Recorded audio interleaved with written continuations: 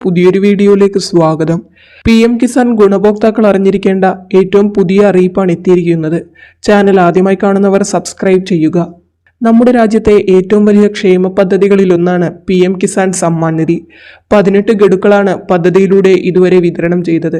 19ാം ഗഡുവിനായുള്ള കാത്തിരിപ്പിലാണ് ഗുണഭോക്താക്കൾ. PM കിസാന്റെ ഭാഗത്തു നിന്നും പ്രധാനപ്പെട്ട ഒരു അറിയിപ്പാണ് ഇപ്പോൾ എത്തിയിരിക്കുന്നത്. PM കിസാൻ ഗുണഭോക്താക്കൾ നിങ്ങളുടെ ആധാർ കാർഡ് പുതുക്കിയിട്ടുണ്ടോ എന്ന് ഉറപ്പുവരുത്തണം. കാരണം ആധാർ കാർഡ് പുതുക്കാത്തവരുടെ ആധാർ എല്ലാം ബ്ലോക്ക് ആകും. അതിനാൽ തന്നെ ഇത്തരത്തിൽ ആധാർ കാർഡ് പുതുക്കാത്തവരുടെ ഒതന്റിക്കേഷൻ റിജക്റ്റായി മാറിയിരിക്കുകയാണ്. DBT ട്രാൻസാക്ഷനാണ് PM കിസാൻ സമ്മാൻ നിധിയിൽ വരുന്നത്. ഈ ഡയറക്റ്റ് ബെനിഫിറ്റ് ട്രാൻസ്ഫർ എന്നുള്ളത് ആധാറിലേക്കാണ് ഈ തുക നിക്ഷേപിക്കുന്നത്.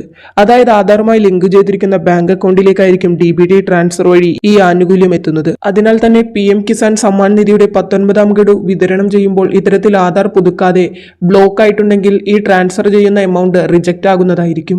അതിനാൽ PM കിസാൻ ഗുണഭോക്താക്കൾ നിങ്ങളുടെ ആധാർ പുതുക്കിയിട്ടുണ്ടോ എന്ന് പരിശോധിക്കുക. UIDAIയുടെ ഔദ്യോഗിക വെബ്സൈറ്റ് വഴി സ്വന്തമായി സൗജന്യമായി ഇപ്പോൾ ആധാർ പുതുക്കുവാൻ സാധിക്കും. DBT ട്രാൻസാക്ഷൻ വഴി നമ്മുടെ ആധാറിലേക്കാണ് തുക ട്രാൻസ്ഫർ ചെയ്യുന്നത്.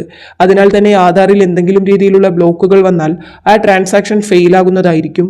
ആധാറുകൾ ഇനിയും പുതുക്കാത്തവർ അത് എത്രയും വേഗം പുതുക്കുവാൻ ശ്രദ്ധിക്കുക. PM കിസാന്റെ 19ാം ഗഡു ജനുവരിയിൽ തന്നെ ലഭിക്കുമെന്നാണ് സൂചനകൾ എത്തുന്നത്. ഇനി അവസാനമായി നടക്കുവാനുള്ള പ്രോസസ് PFMS ആണ്. നമ്മുടെ ട്രാൻസാക്ഷൻസ് എല്ലാം കൺട്രോൾ ചെയ്യുന്നത് ഈ PFMS ആണ്. ഇതിൽ നമ്മുടെ ട്രാൻസാക്ഷൻ ഡീറ്റെയിൽസും മറ്റെല്ലാ കാര്യങ്ങളും ഇന്നും നാളെയും ഒക്കെയായി വരുന്നതായിരിക്കും. അതിനാൽ ജനുവരിയിൽ തന്നെ 2000 രൂപ കർഷകർക്ക് ലഭിക്കുവാനാണ് സാധ്യത. ജനുവരി 25-ന് ഒരു കർഷക മീറ്റിംഗ് ഉണ്ട്. ചിലപ്പോൾ ആ ദിവസവും തുക വിതരണം ചെയ്യാൻ സാധ്യതയുണ്ടെന്ന സൂചനകളും ഇപ്പോൾ എത്തുന്നുണ്ട്. വളരെ പ്രധാനപ്പെട്ട ഇൻഫർമേഷൻ മറ്റുള്ളവർക്ക് കൂടി ഷെയർ ചെയ്യുക.